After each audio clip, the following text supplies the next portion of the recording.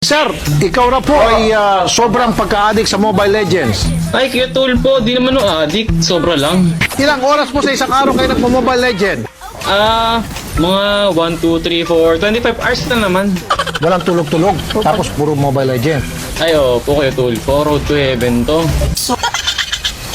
Na-addict na po kayo sa Mobile Legend. Gusto na makipag-iwalay ni Mrs. sa'yo. Hindi naman po sa addict ako, pero parang gano'n na nga po. Gago! Sir, ano na yung rank mo sa ML?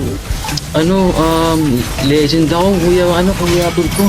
Sige, ibibenta ko sa iyo Mythic na rango ko.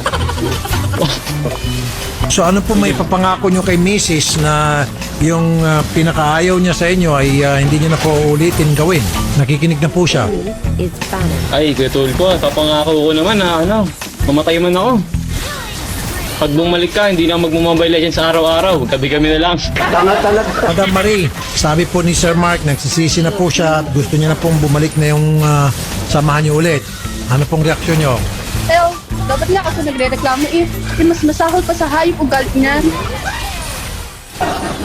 Ano yun? Ikaw si Polpol?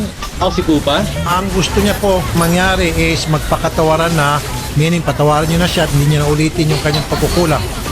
Ayoko na po, binubugbog po ako niyan palagi. Sino nang bugbog sa'yo? Si Mark? Sino pa ho? Opo, napagkadayan niyan. Nag-1v1 kami sa custom, binugbog lang ako, di man lang ako pinag-kill. Dahil doon nag-break kami. Kung totoo yung sabi ni Mrs., dapat makulong ka. Tagal mo na po nag-ML eh. Pero talo pa rin sa AI, tapos sinahon pa ako ng 1v1. Pinagbigyan ko na nga siya, 1% lang ang lakas ginamit ko. Ay, sos Mario Joseph. Magbalikan na lang po kayo. Ayoko na po sa kanya, masyado na pong madaming gagawing mali sa relasyon namin. Napaka-toxic na po. Ano po yung maling ginagawa niya? Sabi niya, matutulog na daw siya, tapos pagkita ko sa ML, may ibang katuwo. Naku, nagmo-Mobile Legend. Paano ba naman? Angela na nga lang, alam niya, takpay sila ni Ivan. Okay. Si Mrs. pala may problema. Pero ikaw, kailan ka nagmo-Mobile Legend? Anong oras?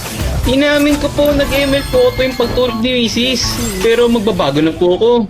Baka bukas o kaya sa makalawa. Ewan, basta magbabago na po, pero hindi pa ngayon.